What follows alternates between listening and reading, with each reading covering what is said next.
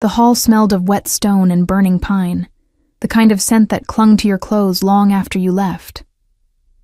I stood at the edge of the servants' entrance, my fingers twisted into the coarse fabric of my apron, watching the chaos unfold like a storm I couldn't escape. The castle's great dining room stretched before me, all vaulted ceilings and tapestries depicting wolves mid-hunt, their eyes seeming to track every movement. But no one was looking at the walls. Everyone was looking at her, Princess Neve. She stood in the center of the room, small for her 8 years, her white blonde hair wild around her flushed face. Her mouth was open, and though I couldn't hear the sound from where I stood, I could see the effect. Servants stumbling backward, the head housekeeper pressing her hands to her ears, even the guards at the door wincing. The child's fury was a physical force, her whole body trembling with it. I'd been at Thornmere Castle for 3 days. 3 days of keeping my head down, scrubbing floors that never seemed clean, learning the hierarchy of a household where everyone existed in the shadow of the king. 3 days of wondering if I'd made a terrible mistake leaving the quiet safety of the southern villages for this. My mother's voice echoed in my memory, though I wished it wouldn't. You have a gift, Iris. Not everyone can speak with their hands the way you do. Your father taught you for a reason. My father, who'd lost his hearing in a mining accident when I was 6, who'd invented his own language of gestures and expressions because the world wouldn't slow down for him, who'd taught me that silence wasn't emptiness. It was just another way of being full. But here, in this castle of wolves and power, what good was any of that? The princess screamed again. I could tell by the way her chest heaved, the way her small fists clenched at her sides. A ceramic plate shattered against the floor. The head housekeeper, Margot, a stern woman with iron-gray hair, turned to bark orders at the younger servants. I caught fragments. Useless. Cursed. The king will hear of this. No one approached the child. I should have stayed where I was. I was the newest, the lowest, invisible in my plain gray dress, with my pale hair tucked severely under my cap. But something in the princess's face stopped me. Not the anger, but what lay beneath it. I'd seen that look before, in my father's eyes during the first months after the accident. The desperate frustration of being trapped inside yourself, of having words that no one could understand. My feet moved before my mind could catch up. I crossed the dining hall, aware of every eye turning toward me, feeling the weight of their confusion and judgment. The princess saw me coming.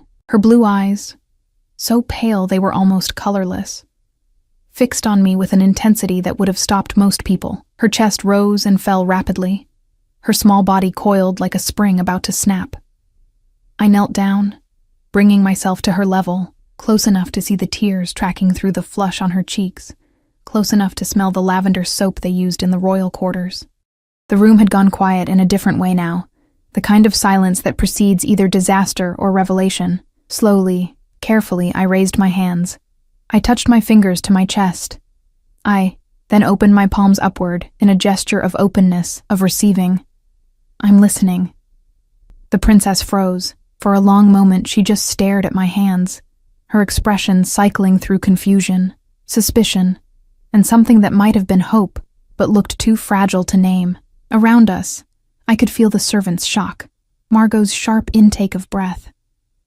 But I kept my focus on Neve, on her eyes that were suddenly bright with more than just tears. She moved her hands hesitantly, clumsily, pointing to herself, then making a pushing motion, then pointing around the room with jerky, frustrated movements. It wasn't the same system my father and I had used, but I understood the essence. They don't understand me. They don't try. I nodded. Then I pointed to her, and touched my own eyes, then my heart. I see you. Something broke in her expression. The anger drained away like water through a crack, leaving behind exhaustion and relief so profound it hurt to witness. Her small shoulders sagged. She made a gesture I didn't understand, but the emotion behind it was clear. A question, desperate and vulnerable. Will you stay? Before I could respond, the temperature in the room seemed to drop. The servants around us shifted, their attention snapping to the doorway. I felt it before I saw him, the change in air pressure, the way everyone suddenly stood straighter. Fear and respect mingling in their postures. King Kylam entered like winter itself.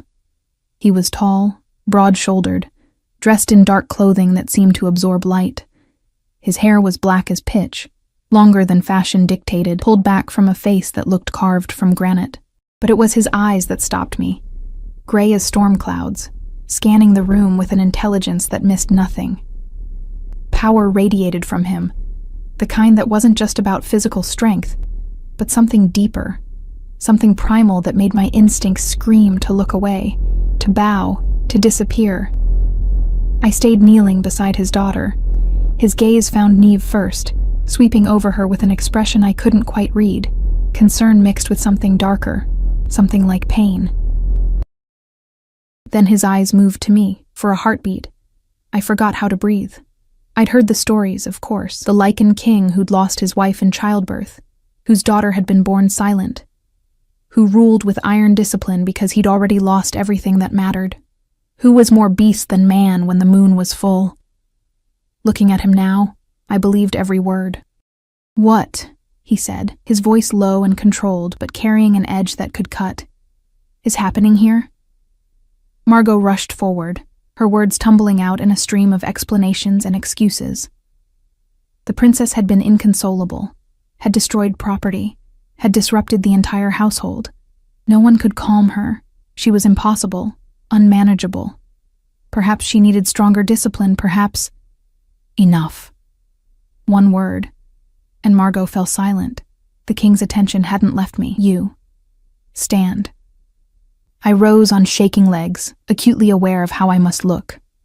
A common servant girl, plain-faced and unremarkable, with my hair escaping its cap and my apron stained from morning duties.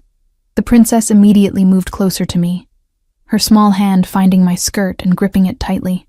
The king's eyes tracked the movement. Something flickered across his face. Surprise, maybe, or confusion. "Your name," he commanded. "Iris, Your Majesty." My voice came out steadier than I expected. "I'm new to the household. I work in the kitchens." She was speaking to Neve with her hands. Margot interjected, her tone suggesting this was somehow scandalous, making gestures like some kind of signing. I interrupted, then immediately regretted my boldness. But the king's gaze sharpened with interest rather than anger. It's a way of communicating without sound, Your Majesty. My father was deaf. He taught me." The silence that followed felt endless. The princess's grip on my skirt tightened. King Kylam took a step closer, and I had to force myself not to retreat. Up close, he was even more intimidating, taller than I'd realized, with hands that could easily span my throat, with an energy that made my skin prickle with awareness. "Show me," he said. My hands trembled as I demonstrated the basic signs. Simple concepts, emotions, needs. The princess watched intently, occasionally making her own clumsy attempts. The king watched us both, his expression unreadable, but I saw his jaw tighten when Neve successfully copied a sign for happy and looked up at him with pride shining in her pale eyes. "She understands you," he said. And for the first time, his voice held something other than command. It held wonder. And beneath that, an ache so deep it made my chest hurt. "I think she's been trying to communicate all along, Your Majesty," I said quietly. "She just needed someone who knew how to listen." The king stared at me for a long moment, and I had the unsettling feeling he was seeing past my plain exterior into something deeper, weighing me against some internal measure I couldn't begin to guess. Finally, he turned to Margot. "Iris is relieved of kitchen duties. She's to stay with Princess Neve, teaching her this signing. Provide whatever she needs." Margot's face went through several shades of displeasure, but she bowed. "Yes, Your Majesty." "Your Majesty," I started to protest, suddenly terrified of this responsibility, of being thrust into proximity with royalty and power I didn't understand. His gaze cut back to me, and the words died in my throat. "My daughter hasn't been calm in anyone's presence for months. You will stay with her. That's not a request." Before I could respond, he turned and left the way he'd come, his departure somehow more dramatic than his arrival. The room seemed to expand in his absence, sounds returning gradually, whispers, the shuffle of feet, Margot's muttered complaints about the order of things being disrupted, but I barely noticed. I was looking down at Princess Neve, who was smiling for the first time since I'd seen her. A real smile, small and tentative, that transformed her entire face. She made a sign, uncertain, but clear enough. "Thank you." I smiled back, ignoring the weight of Margot's glare on my back, ignoring the uncertain future that stretched before me. For now, in this moment, I'd done something right. I'd reached across the silence and found someone on the other side. I didn't know yet how completely that single act would unravel and rebuild everything I thought I knew about courage, about love, about the space between being invisible and being seen. But I would learn. The weeks that followed blurred together like watercolors in rain, each day bleeding into the next with a rhythm I'd never experienced before. My tiny room in the servants' quarters, barely large enough for a narrow bed and a washstand, became a place I only visited to sleep. The rest of my time belonged to Neve. We started in the library, a vast room of leather and parchment, where afternoon light filtered through tall windows, casting everything in amber. I'd never seen so many books in my life.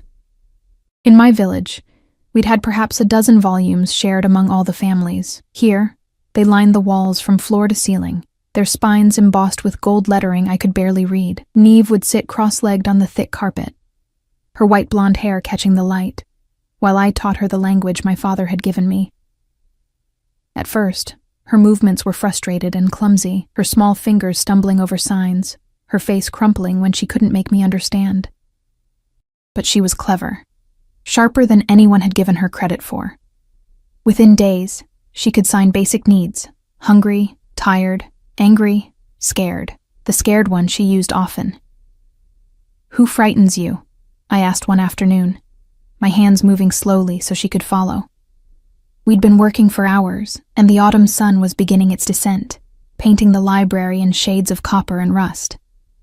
She hesitated, then pointed toward the window, toward the training grounds visible below, where the king's personal guard practiced with weapons that gleamed like captured starlight. I could see figures moving in formation, hear the distant clash of steel even through the thick glass. "Your father?"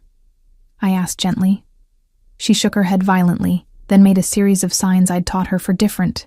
Change, monster. Her pale eyes were wide, and I understood then what the servants whispered about in the kitchens late at night.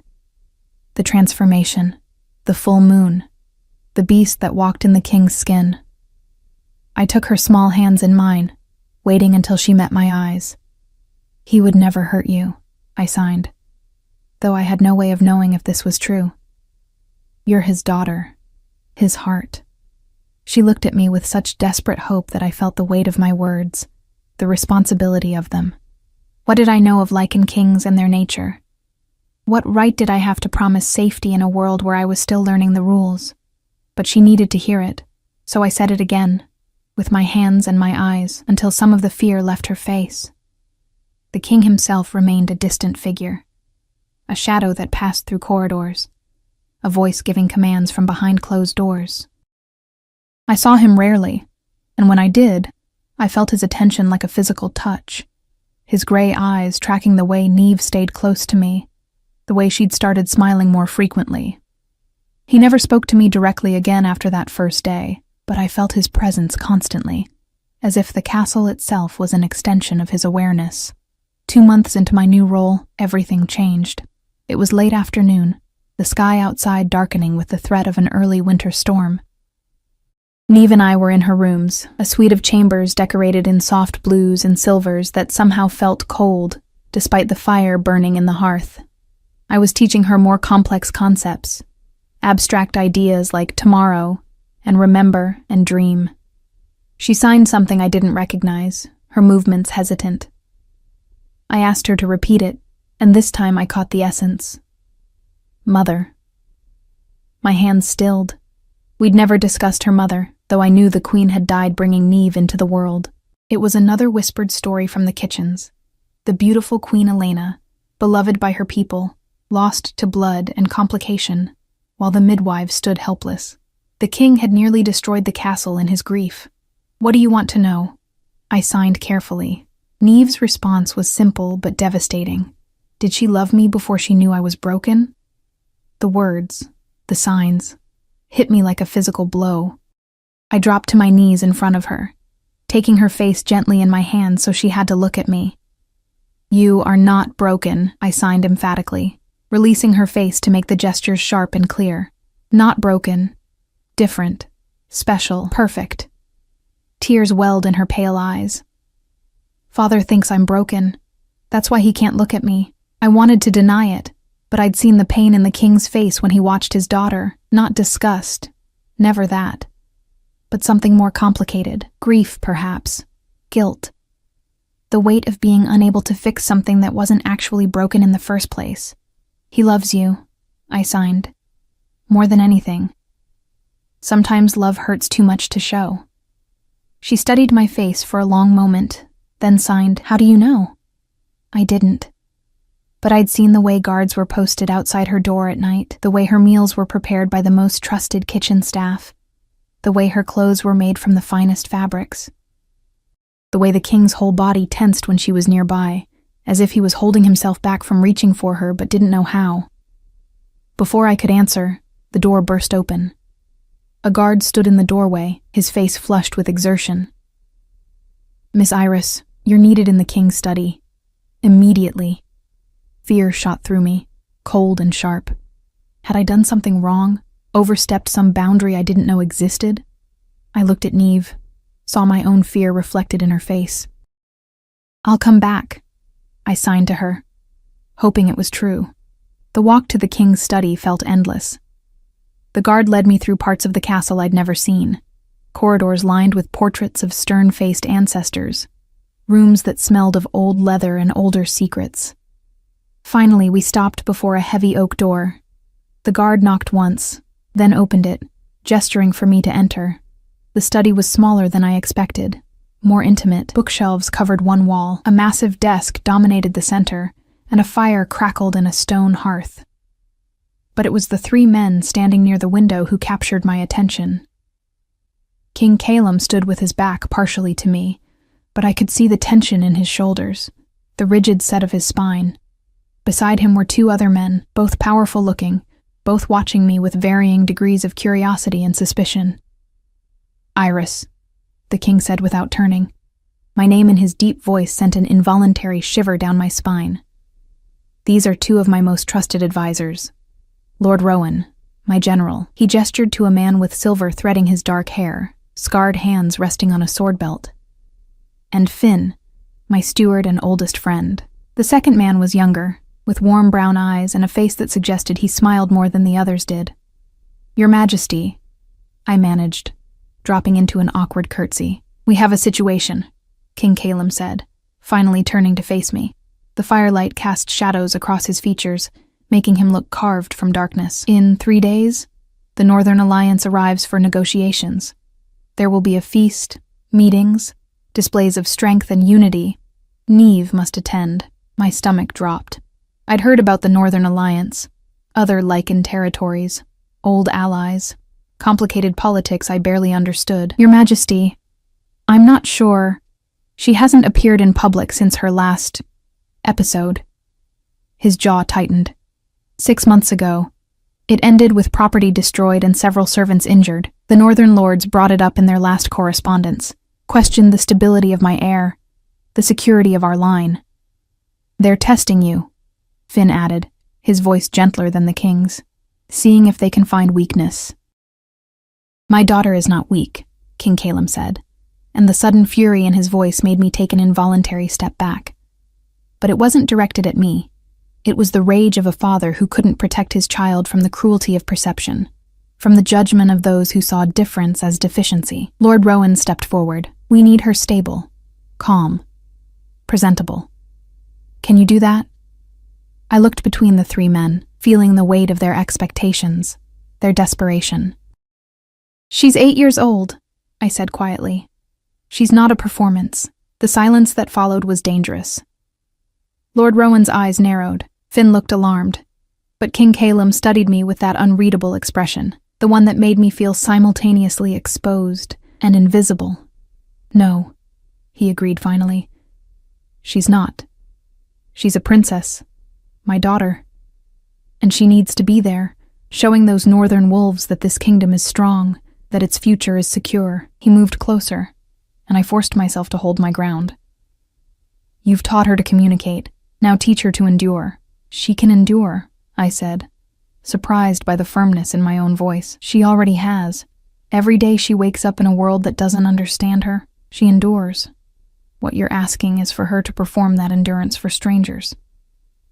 Yes, King Calum said simply.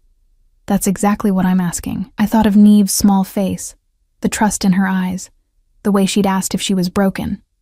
She'll need me with her. During the feast. Lord Rowan made a sound of protest. A servant at the high table? Impossible. Then make it possible, I said, addressing the king directly, ignoring the way my heart hammered against my ribs. If you want her calm, if you want her to feel safe enough to be in that room, I need to be there, where she can see me. The three men exchanged glances. Some silent communication passed between them, the kind that came from years of friendship and warfare. Finally, Finn smiled slightly. She's brave, this one. Or foolish. Both, probably, King Calum muttered, but I caught something in his expression. A flash of respect, maybe, or approval. Fine. You'll attend the feast. Margot will find appropriate clothing. You'll sit near Neve, close enough to help if needed. He stepped even closer. Close enough that I could smell pine and smoke and something wild. But understand this. If she loses control, if she causes a scene, the consequences will be severe, not just for her reputation, but for the kingdom's stability. These northern lords are looking for any excuse to question my leadership, to suggest the southern territories would be better under their protection. She won't lose control, I said, though I had no way of guaranteeing it. You sound very certain. I am. I met his eyes. Those storm-gray depths that seem to contain both threat and vulnerability, because she's not broken. She never was. She just needed someone to speak her language. Something shifted in his face, a crack in the granite, brief but unmistakable.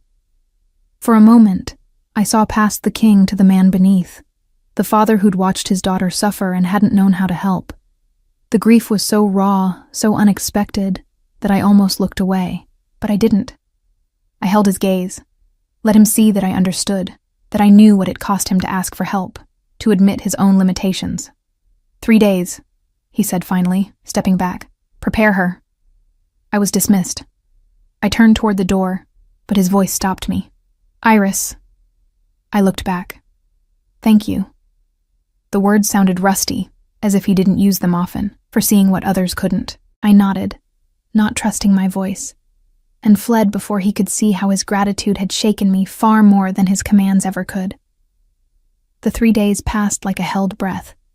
Tense, suspended, inevitable. I spent every waking moment with Neve, preparing her not just with signs and words, but with something deeper. Confidence.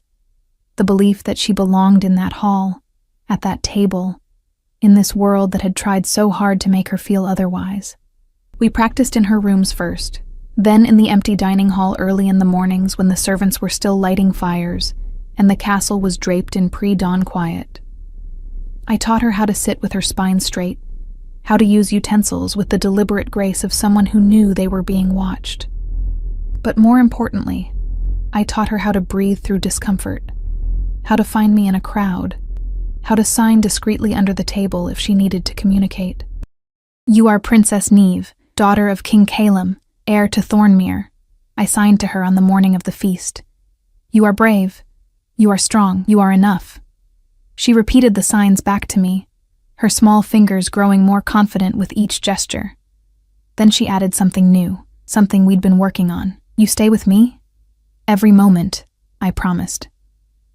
Margot had delivered a dress to my quarters the night before, a simple gown in deep forest green, far finer than anything I'd ever worn, but still modest enough to mark me as subordinate. When I put it on, the fabric whispered against my skin, foreign and uncomfortable. I'd never been someone who drew attention, never wanted to be. But tonight, I would be visible in a way that terrified me. The feast hall had been transformed. Long tables stretched the length of the room, laden with silver platters and crystal goblets that caught the light from hundreds of candles. Tapestries had been changed to display the kingdom's crest, a wolf rampant against a moon. The air was thick with the scent of roasted meat, spiced wine, and the underlying musk of Lycans in close quarters. I'd never seen so many of them in one place. The Northern Alliance had arrived that afternoon, a dozen lords and their entourages, all of them radiating the same primal energy that emanated from King Calum, but somehow lesser, like stars compared to the sun. They watched everything with sharp eyes, assessing, judging, looking for weakness. I stood near the entrance to the royal chambers, waiting for Neve. My hands wouldn't stop trembling, so I twisted them in my skirt, trying to steady my breathing. Finn appeared beside me, dressed in formal attire that made him look older, more severe. "She'll be fine," he said quietly, though I wasn't sure if he was reassuring me or himself. "The king has guards positioned throughout the hall. At the first sign of trouble." "There won't be trouble," I interrupted, then immediately softened my tone. "She's ready." He studied me with those warm brown eyes, and I saw something like sympathy there. "You care for her. Really care for her." "She's easy to care for," I said. "When you take the time to know her. The king sees that. What you've done. It hasn't gone unnoticed." Before I could respond, the doors opened, and Neve emerged. She looked ethereal in a gown of pale blue silk, her white blonde hair braided with silver thread, a small circlet resting on her head. But it was her face that stopped me, the determination there, the fear she was choosing to face rather than flee from. She saw me and immediately moved to my side, her small hand finding mine. I squeezed gently, then signed, "Ready?" She nodded, though her grip tightened. King Calum appeared behind her, and I felt the air change. He wore black, as always, but tonight there were subtle additions: a heavy chain of office, rings that glinted on his fingers, his dark hair pulled back to reveal the sharp planes of his face. He looked every inch the warrior king, powerful and untouchable. But when his eyes found his daughter, something softened. "Neve," he said, his deep voice gentle in a way I'd never heard. She couldn't hear him, but she saw his lips move, saw the expression on his face. She released my hand long enough to sign something simple. "I try. For you." I saw him freeze, saw the recognition flash across his features. "You taught her that," he said to me, not quite a question. "She wanted to tell you herself." He looked between us, and for a moment, the king's mask slipped entirely. There was grief there, yes, but also hope, fragile and uncertain, like the first green shoots after winter. "Tell her..."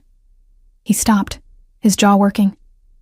"Tell her I'm proud of her," I translated, and Neve's face transformed. She signed back, and I spoke the words aloud, my voice barely above a whisper.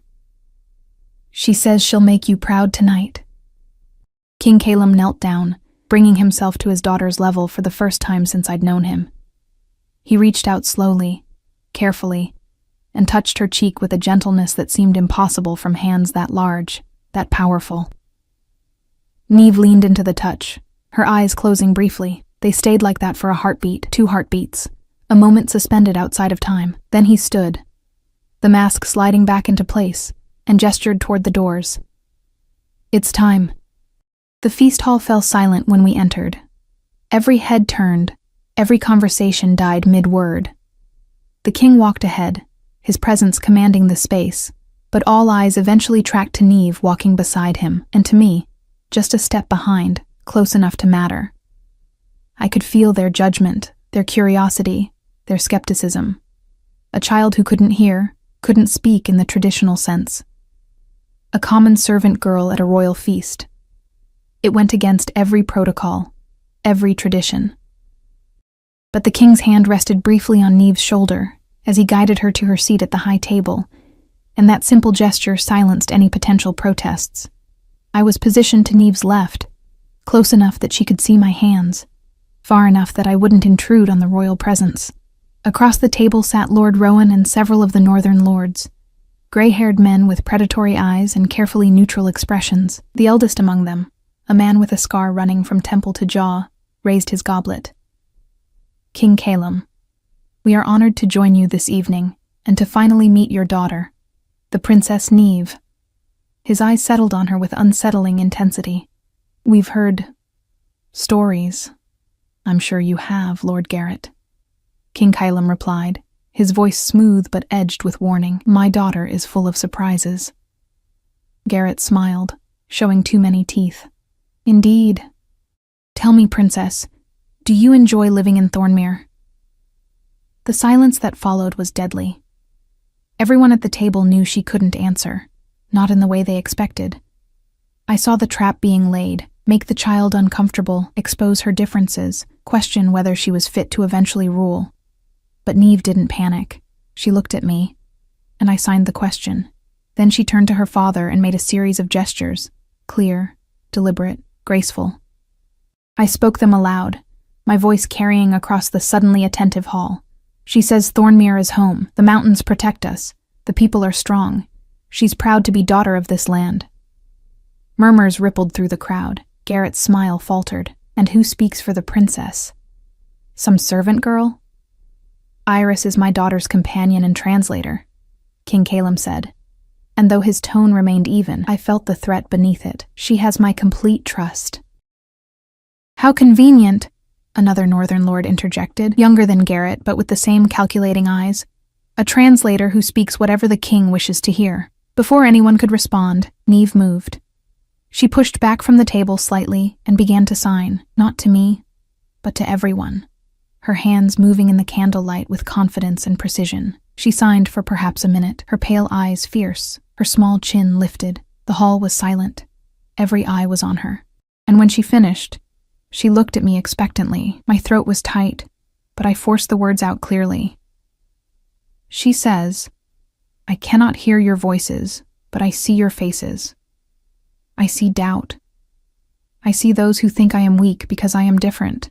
My father taught me that a true leader doesn't need the loudest voice. They need the clearest vision. I may be young and I may be silent, but I see everything, and I will remember who stood with my father and who questioned him when he needed unity most. The silence stretched. Then, from somewhere down the table, someone began to clap. Slow, measured applause. Finn. It was picked up by others, spreading through the hall until even some of the northern lords were joining in, though their expressions ranged from impressed to irritated. King Calum looked at his daughter with undisguised pride, and I saw several lords marking that expression, recalculating their strategies. Garrett recovered first, raising his goblet again. The princess has spirit, just like her father. It could have been a compliment or a veiled insult, but the moment had shifted. The feast continued, and I began to breathe again. But as the evening wore on, as wine flowed and conversations grew louder, I noticed things. The way Lord Garrett's eyes kept returning to Neve, assessing. The way he leaned close to his companions, whispering. The way his hand never strayed far from the knife at his belt. Something was wrong. I touched Neve's arm gently, waited until she looked at me. Are you well? I signed. She nodded, but I saw the exhaustion in her eyes, the way her small shoulders had begun to sag. She'd been performing for hours, being watched and judged and tested. She signed something quick. Tired? Want to leave? I glanced at King Calum, caught his eye. He read the situation immediately and stood, drawing all attention to himself. Lords and ladies, my daughter has honored you with her presence, but she's still a child who needs rest. Princess Neve will retire for the evening. Neve stood gracefully, signed a formal farewell that I translated, then began to move toward the exit. I rose to follow, but King Calum's hand on my arm stopped me. Stay with her, he said quietly, for my ears only. Don't leave her side. Not tonight. There was something in his voice that sent ice through my veins. Your Majesty? Rowan will escort you both. Trust him as you trust me. Before I could ask more, Lord Rowan appeared, his scarred hand resting casually on his sword hilt. This way, ladies. We left the feast hall, Neve between us, walking through corridors that seemed darker than usual despite the torches. The sounds of the feast faded behind us, replaced by our footsteps and the distant howl of wind against stone. We were halfway to Neve's chambers when I heard it. Footsteps behind us, moving too quickly, too deliberately. Rowan heard it too. His hand tightened on his sword, and he moved to place himself between us and whatever was coming. 3 figures emerged from the shadows.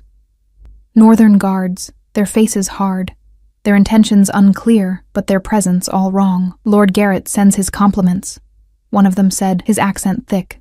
"He wishes to speak with the princess, privately." "The princess is retiring," Rowan replied, his voice like gravel. "Any requests should go through the king." "The king is occupied. This will only take a moment." They moved forward, and I didn't think. I acted. I scooped Neve into my arms, felt her small body tense with fear, and stepped back. Rowan's sword cleared its sheath with a sound like lightning, and suddenly the corridor was a battlefield. The clash of steel rang out, echoing off stone. Rowan moved like violence given form, his blade a silver arc in the torchlight. But there were 3 of them, and they were trained, and I realized with sickening clarity that this wasn't a misunderstanding. This was an attempt on Neve's life, on the heir to Thornmere. "Run!" Rowan growled without taking his eyes from his opponents. "Get her to safety, now!" I ran. Neve clung to me, her face buried in my shoulder, as I sprinted through corridors I barely knew. Behind us, I heard more footsteps, more voices, the sounds of pursuit. My heart hammered so hard I thought it might break free from my chest. The castle had become a maze, and I was lost in it, carrying the most precious thing in the kingdom, while enemies closed in from every direction. I turned a corner and nearly collided with a figure in black, King Calum. He took in the scene instantly, my terror, Neve in my arms, the sounds of combat echoing from behind us. His face transformed into something inhuman, something that made my instincts scream to flee. "Who?" he growled, and the word held more beast than man. "Northern guards," I gasped. "They tried to take her. Lord Rowan is—" I didn't need to finish. He was already moving past us, his stride powerful and purposeful, and I heard the change in his breathing, saw his hands beginning to shift. The wolf was rising, and anyone who stood in his path would not survive. Finn appeared from another corridor, his face pale but determined. "This way. The king's chambers. No one gets through those doors." We ran again, but this time with protection, with direction. Finn led us through passages I'd never seen, using keys I didn't know existed, until finally we burst into a suite of rooms that could only belong to the king. All dark wood and leather, weapons mounted on walls, a massive bed that looked like it could sleep 4. "Lock it," Finn ordered, throwing the bolt himself. "Don't open it for anyone but me or the king." Then he was gone, and Neve and I were alone in the sudden, suffocating silence. I set her down carefully, my arms shaking from exertion and fear. She was crying soundlessly, her small body racked with sobs I couldn't hear but could feel. I pulled her close, held her tight, and let her fear and mine tangle together in the darkness. Outside, in the castle's corridors and halls, I heard roars that could only be partially human, heard screams that ended too abruptly, heard the sound of a kingdom defending its heir with tooth and claw.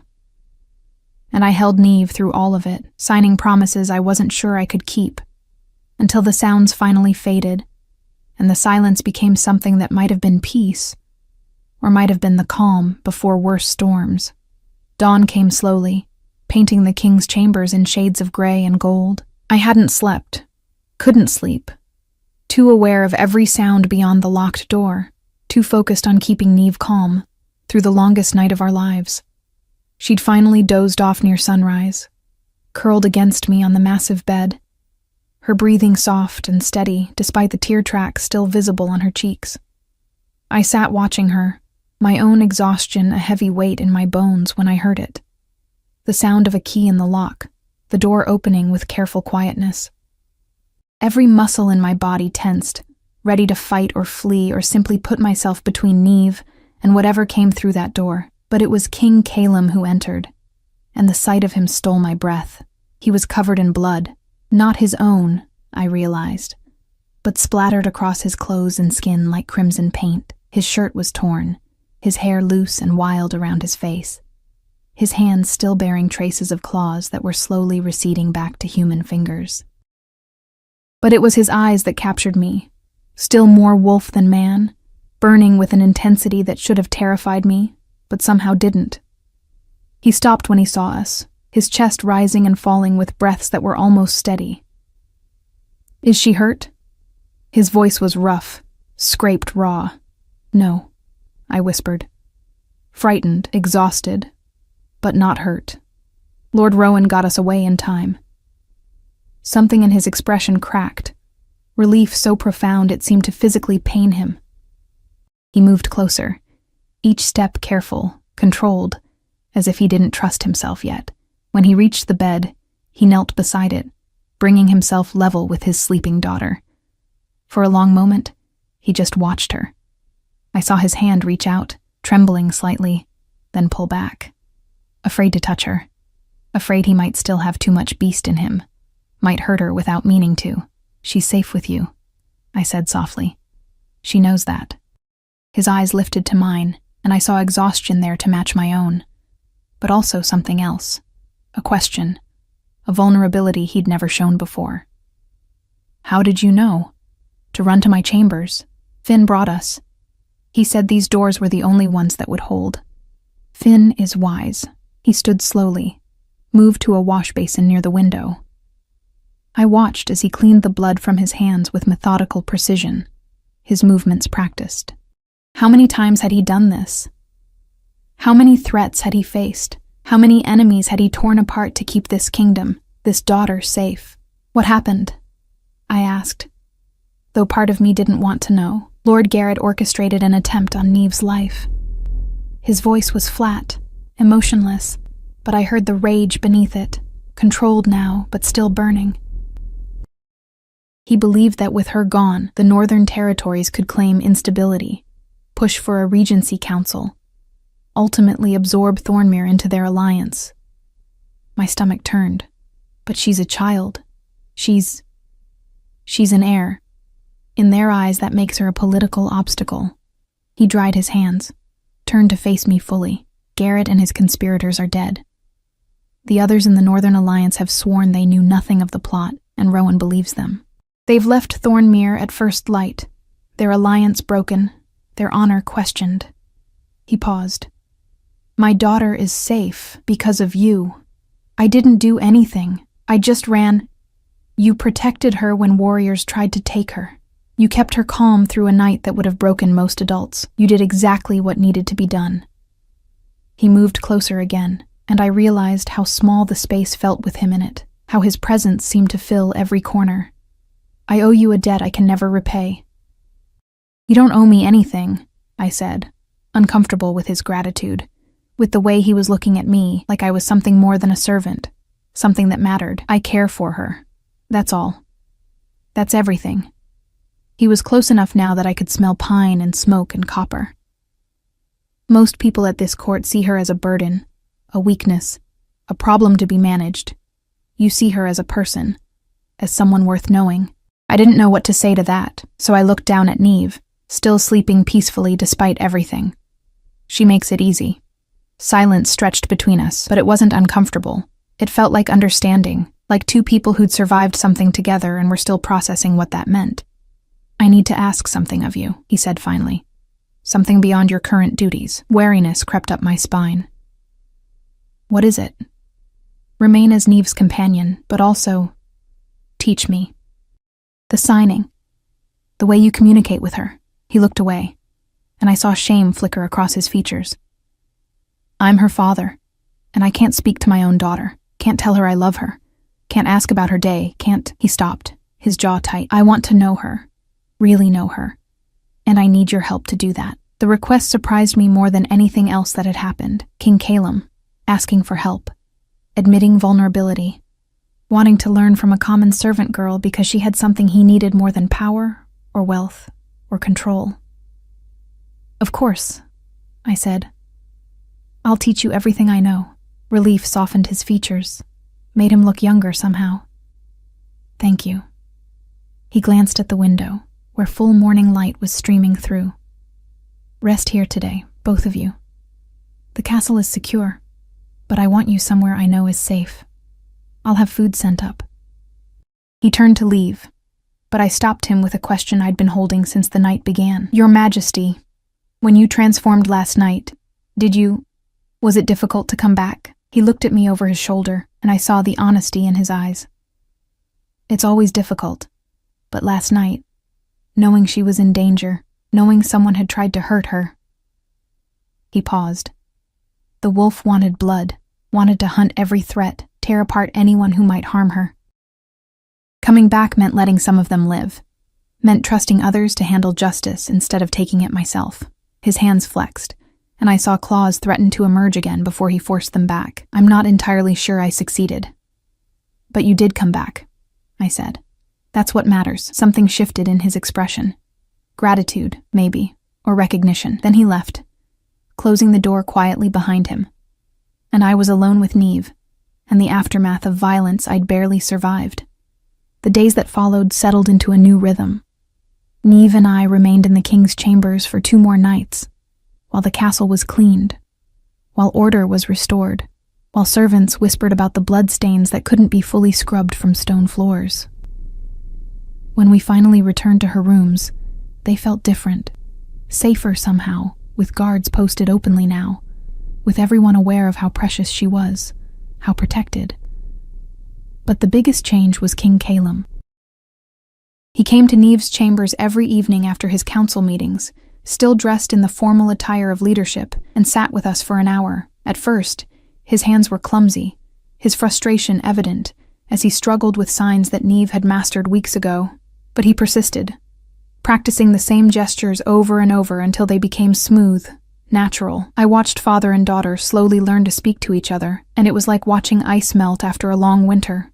Neve's face would light up when he signed something correctly. He'd smile, actually smile, when she taught him a new word. They started with simple things. "How are you?" "I'm well." "What did you learn today?" But gradually the conversations deepened. He told her stories of her mother, using signs and my voice to translate. And Neve learned that Elena had been fierce and kind, and had wanted her daughter more than anything. Neve told him about her fears, her dreams, the way the world felt when everyone looked at you but no one really saw you. One evening, about a month after the attempt on her life, Neve signed something that made King Calum go very still. I translated hesitantly. "She wants to know if you were ever afraid that she wouldn't love you back, because you waited so long to try to speak with her." He looked at his daughter for a long moment, and I saw the careful mask he wore for the world slip away entirely. "Every day," he signed, his movements slow but clear. "I was afraid you'd see me as the father who failed you, who didn't know how to reach you when you needed him most." Neve reached out and took his large hand in her small ones, then signed with her free hand. "You're here now. That's what matters." I had to look away as tears blurred my vision. The king cleared his throat roughly, then signed, "Your mother would be proud of you. I am proud of you." That night, after he'd left, and I was settling Neve into bed, she signed something to me. "Thank you for bringing him back to me." "You brought him back," I corrected. "Just by being yourself." She smiled, then added, "He looks at you differently now. Have you noticed?" I felt heat rise to my cheeks. "He looks at everyone differently. The attack changed things." She gave me the kind of knowing look that shouldn't exist on an 8-year-old's face, then snuggled into her pillows and closed her eyes. But she was right, I realized later, as I lay in my own bed, staring at the ceiling. Something had shifted between King Calum and me. It started with gratitude, with shared purpose, but it had grown into something I couldn't quite name. I'd catch him watching me during lessons, not with the distant observation of a king assessing a servant, but with genuine curiosity, as if he was trying to understand who I was beneath the plain exterior and quiet demeanor. It terrified me. Winter deepened, bringing snow that covered the castle grounds in pristine white. Neve loved it, insisted on going outside despite the cold. King Calum joined us one afternoon, and I watched him teach his daughter to make snow sculptures, his large hands guiding her smaller ones with infinite patience. She laughed, really laughed, and the sound I couldn't hear but could see in her face made something in my chest ache with joy. You're good for them both, a voice said beside me. Finn had appeared, wrapped in a heavy cloak, his breath misting in the cold air. I've known Calum for 20 years. I've never seen him like this. At peace with himself. He's just learning to be a father, I said. No. Finn's voice was gentle but firm. He's learning to be human again. There's a difference. He paused, watching the king and princess play in the snow. After Elena died, he buried himself in duty, in control, in the role of king. He forgot how to be anything else. But you remind him. I don't remind him of anything. I'm nobody. You're somebody who sees people for who they are, not what they represent. That's rarer than you think. He turned to me, his expression serious. Be careful, Iris. The court will notice soon if they haven't already. A king showing favor to a common servant girl. It causes talk. There's no favor, I protested, even as doubt crept in. He's just grateful that Neve has someone who understands her. Finn smiled sadly. If you believe that, you're less observant than I thought. He walked away, leaving me with questions I didn't want to ask and answers I was afraid to find. That evening, after Neve was asleep and I was preparing to return to my quarters, King Calum asked to speak with me privately. We stood in the corridor outside Neve's chambers, torchlight casting dancing shadows on the stone walls. I've been thinking, he said, his voice low, about the future, about what's best for Neve. My heart sank. This was it. He was going to tell me my services were no longer needed, that I'd taught him enough, that Neve would be fine without me now. She'll need tutors soon, he continued. Real education, not just the basics. Languages, history, politics, strategy. Everything an heir needs to know. I nodded, throat tight. Of course, she's clever. She'll excel. I want you to oversee her education, not as a servant, but as her official governess, with a title, chambers in the family wing, a salary befitting the position. He paused, watching my face. You'd be part of the household, permanently. I stared at him, trying to process the words. Your Majesty, I'm not qualified. You're the only person who's ever truly seen her. That makes you more qualified than anyone. He stepped closer, and I became acutely aware that we were alone in this corridor, that his presence made the air feel charged with something electric. I'm not asking you to leave her. I'm asking you to stay, for as long as you're willing. Why? The question escaped before I could stop it. Why does it matter what I want? His gray eyes held mine, and for a moment, I saw past the king to the man, lonely, damaged, reaching for something he couldn't quite name. Because somewhere between teaching me to speak with my daughter and protecting her with your life, you became someone whose presence I can't imagine this castle without. The admission hung between us, dangerous and honest. I should have stepped back, should have reminded him of the distance that was supposed to exist between us. Instead, I heard myself say, "Then I'll stay." Relief flooded his features, followed by something warmer, something that made my pulse quicken. Good, he said softly. That's good. We stood there for another heartbeat, the space between us charged with possibilities neither of us was ready to voice. Then he stepped back, the king's mask sliding into place, and wished me good night. I walked back to my quarters in a daze, Finn's warning echoing in my mind. The court would notice. People would talk. A common girl rising to a position of importance, spending hours alone with the king and his daughter. But as I lay in bed that night, I found I didn't care about the talk. For the first time in my life, I felt like I belonged somewhere, like I mattered to people who mattered to me. Whatever came next, gossip, judgment, complications I couldn't yet foresee, I would face it, because I'd made a promise to stay, and I intended to keep it. Spring came to Thornmere like a whispered promise, melting snow revealing green beneath, coaxing wildflowers from the earth. I'd been living in the family wing for 3 months now, my new chambers a suite of rooms I still couldn't quite believe were mine. A sitting area with books I was slowly learning to read better, a bedroom with windows overlooking the gardens. Space that felt both luxurious and lonely. Neve thrived under her new routine. Tutors came and went, teaching her mathematics through visual problems, history through illustrated texts, geography through maps she could touch and explore. But I remained her constant, translating when needed, advocating when tutors grew frustrated, celebrating every small victory. She was brilliant, I realized, her mind sharp and quick, hindered only by others' inability to communicate effectively. But it was my evolving relationship with King Calum that consumed my thoughts during quiet moments. He'd taken to joining us for morning lessons, learning alongside his daughter, his presence both comforting and unsettling. I'd catch him watching me explain a concept, his gray eyes thoughtful, and feel heat creep up my neck. Sometimes our hands would brush when reaching for the same book, and the contact felt electric, significant in ways I didn't want to examine too closely. The court had indeed noticed. Whispers followed me through corridors. Speculation about the common girl who'd risen so far, so fast. Some servants treated me with new deference that felt unearned. Others looked at me with barely concealed resentment.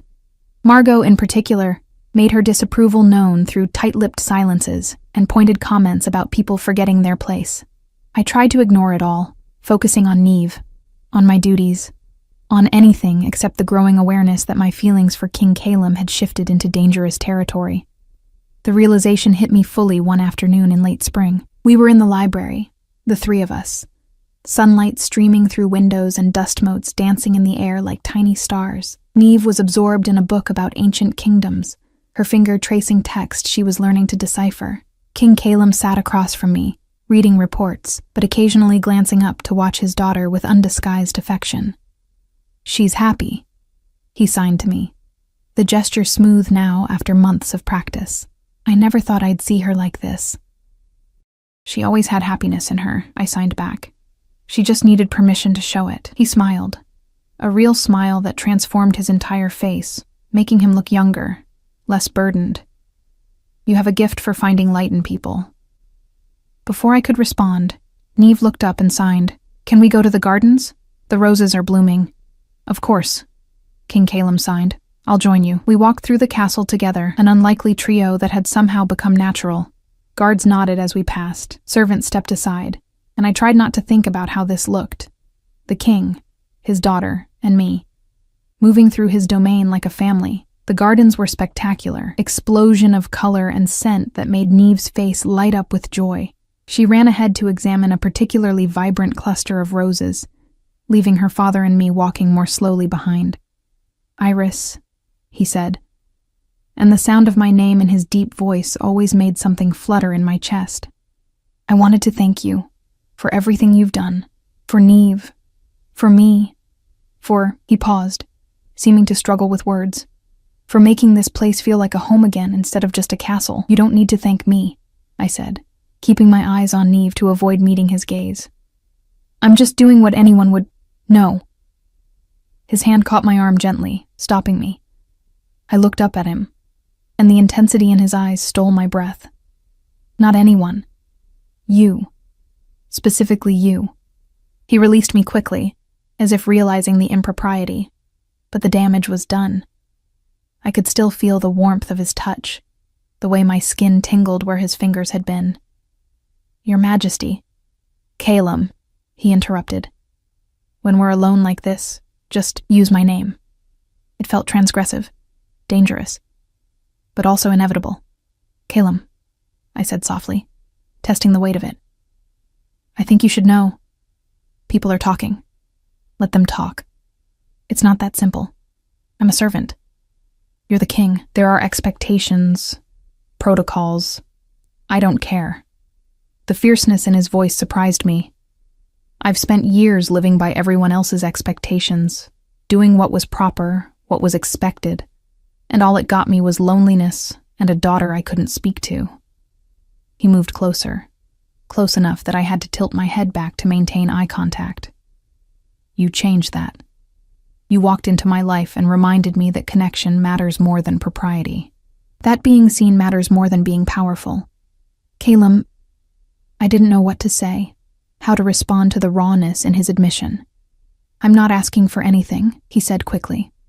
"I know the position I'm putting you in, the complications. I needed you to know that you matter, to me. Not as a servant, not as Neve's governess, but as Papa.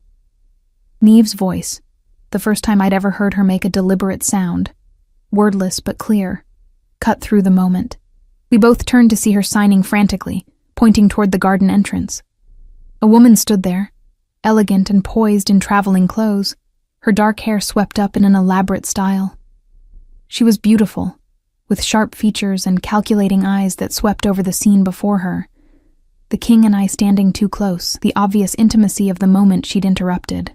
"Lady Sienna," Calum said, his voice cooling instantly, distance reasserting itself.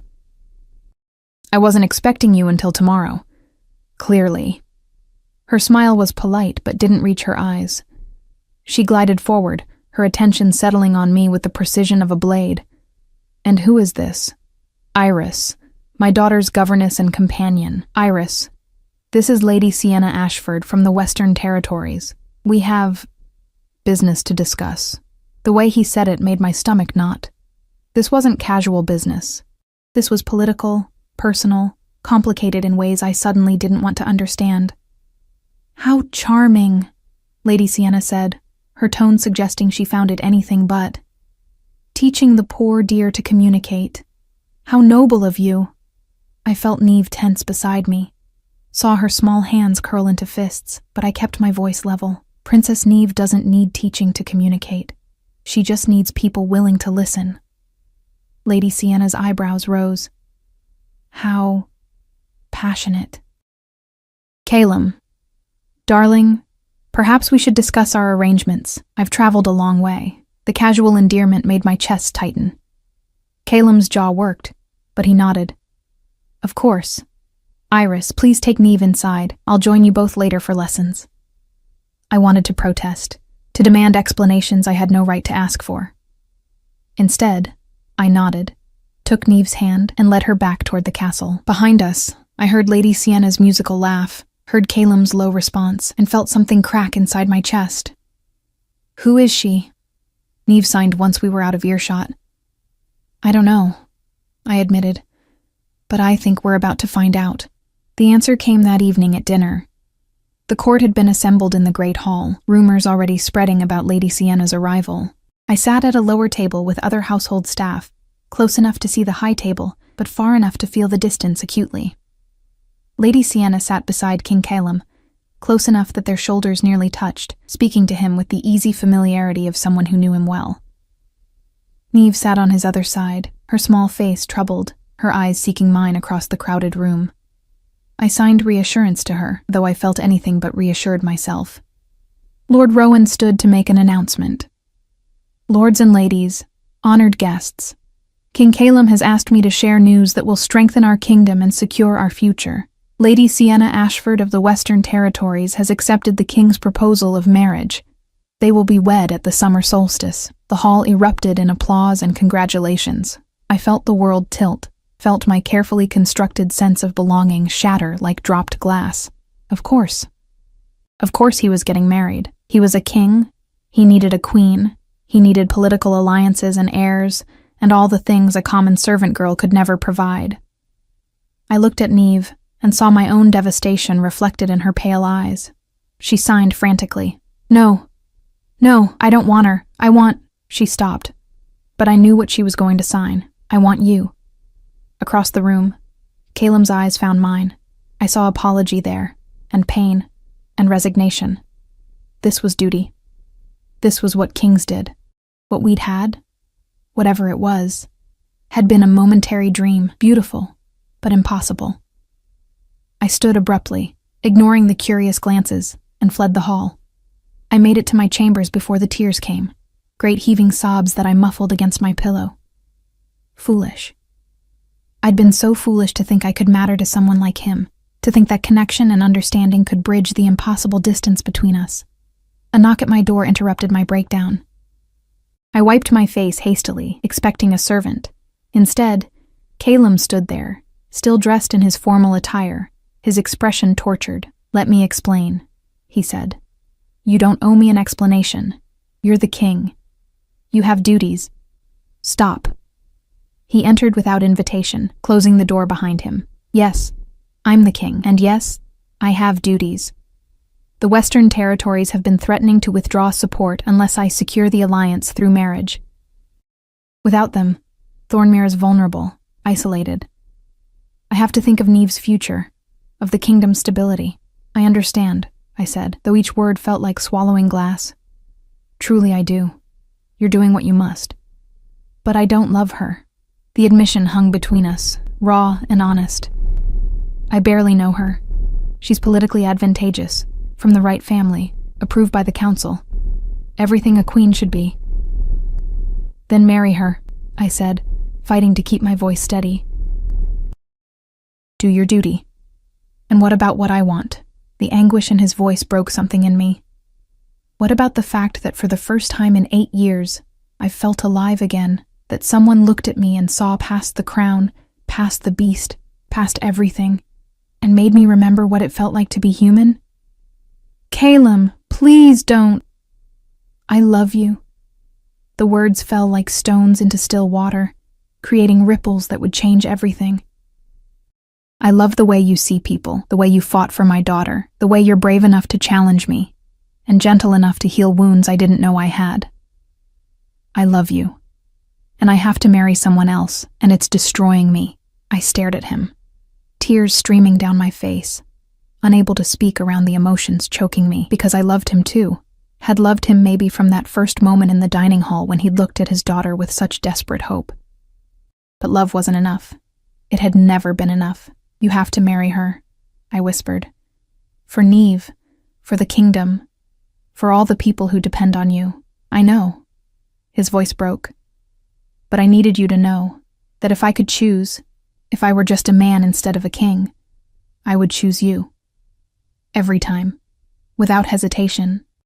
He left before I could respond, and I collapsed onto my bed, grieving for a future that had never really been possible, for a love that was real, but not enough to overcome the weight of crowns and kingdoms. The next weeks passed in a haze of pain. I continued teaching Neve, but Lady Sienna's presence poisoned everything.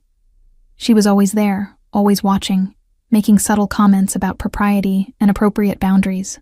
She treated Neve with polite disdain, made no effort to learn signing, suggested that perhaps the princess would benefit from a more structured education at a boarding school. Calum grew distant, his expression constantly strained. He still came to lessons, but the easy warmth between us had frozen into professional courtesy that hurt more than anger would have. Neve grew increasingly distressed. She stopped eating properly, stopped sleeping well, started having episodes again, not the violent screaming of before, but a quiet withdrawal that was somehow worse. She'd sign to me late at night, make her leave. Please make her leave. But I couldn't. No one could. The summer solstice approached with terrible inevitability. Wedding preparations consumed the castle. Flowers being arranged, guests arriving, everything building toward the moment when Calum would marry a woman he didn't love, and I would have to watch it happen. 3 days before the wedding, everything changed. I was with Neve in her chambers, trying to coax her to eat something, when Lady Sienna entered without knocking. Her expression was cold, calculated. "I think it's time we had a conversation," she said, "about your future here."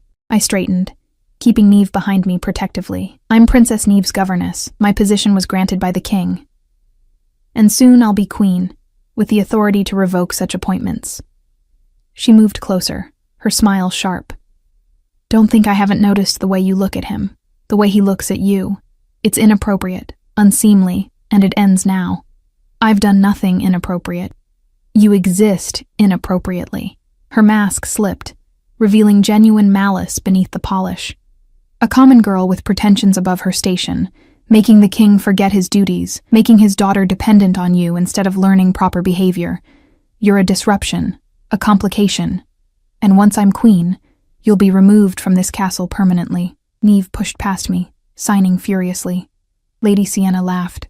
"Look at her, making her little hand gestures. That's what you've taught her, to be even more of a spectacle than she already is. A proper governess would have taught her dignity, acceptance of her limitations." The words were designed to wound, and they succeeded. I saw Neve's face crumple, saw the progress we'd made start to unravel. "Get out," I said, my voice low and dangerous. Now, you can't order me. She said leave. Calum stood in the doorway, and the fury emanating from him was palpable. Now. Lady Sienna's eyes widened. Calum, I was just trying to establish boundaries. By attacking my daughter? By threatening someone under my protection? He moved into the room, and I saw his hands trembling with the effort of controlling his transformation. Get out of my sight before I forget you're a guest. She fled, her composure shattered. Calum looked at Neve, who immediately ran to him, burying her face against his chest. He held her tightly, signing apologies over her head while meeting my eyes. I can't do this, he said. I can't marry someone who would hurt her like that, who sees her as defective instead of extraordinary.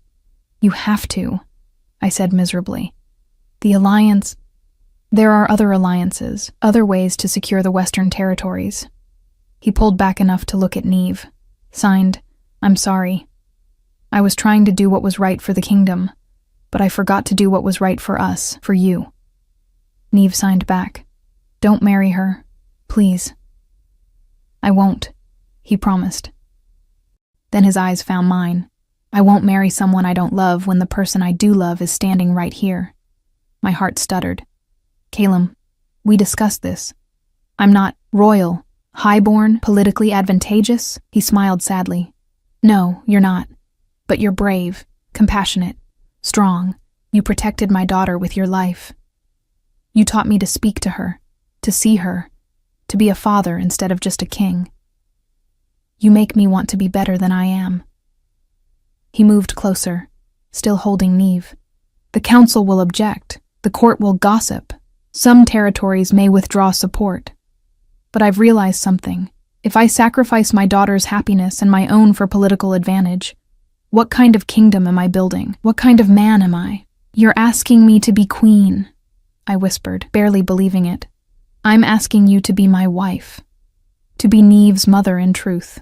To stand beside me not because of bloodlines or alliances, but because we choose each other. He paused. If you want that. If I haven't ruined everything with my cowardice these past weeks.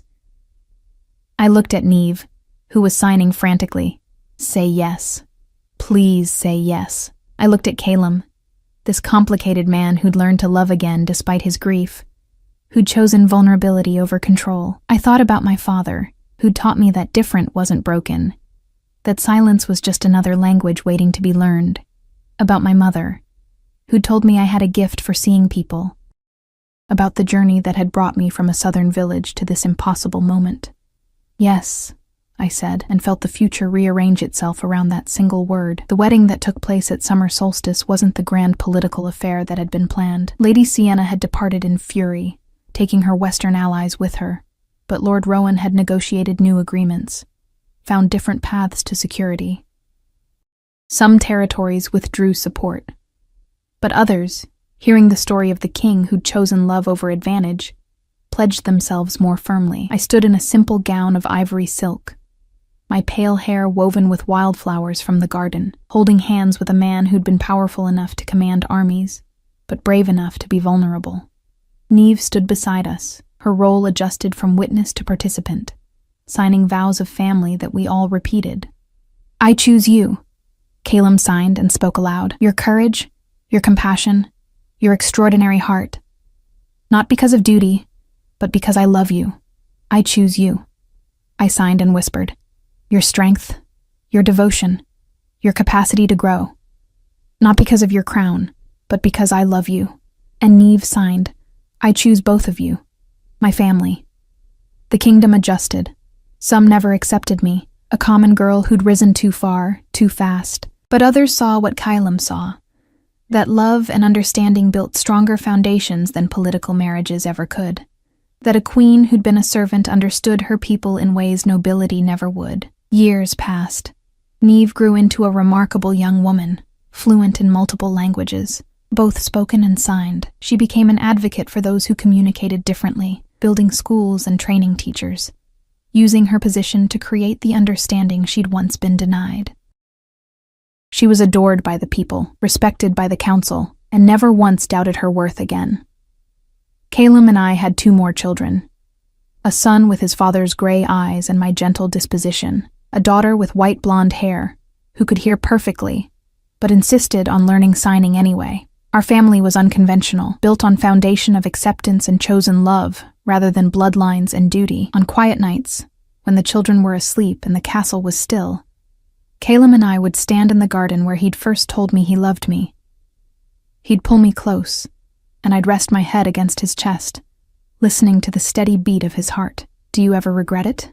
I asked once, choosing me over the politically advantageous match. He tilted my face up to his gray eyes soft in the moonlight.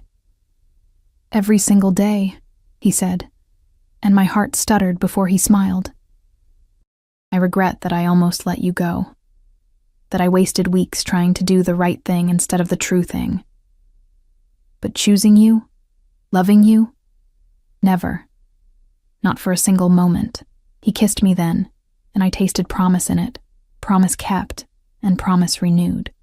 We'd built something impossible, a love that had bridged every divide, a family that had formed from broken pieces, a kingdom that was learning that strength came in forms they'd never expected. I thought of my father often, wished he could have seen this, a deaf child becoming a princess, a common girl becoming a queen, his language of gestures and silence changing the fate of a kingdom. He'd taught me that silence wasn't emptiness, and he'd been right. In the space between words, in the language of hands and hearts and choices made for love instead of fear, I'd found everything. I'd found home. Not in a place, but in people. In a daughter who'd needed someone to see her. In a man who'd needed someone to remind him he was more than his crown. In a family we'd chosen, piece by piece, word by word, sign by sign, and standing in that garden, held in the arms of the king who'd learned to speak my language, surrounded by a kingdom we'd rebuilt on foundations of acceptance and love, I knew with absolute certainty this was exactly where I belonged.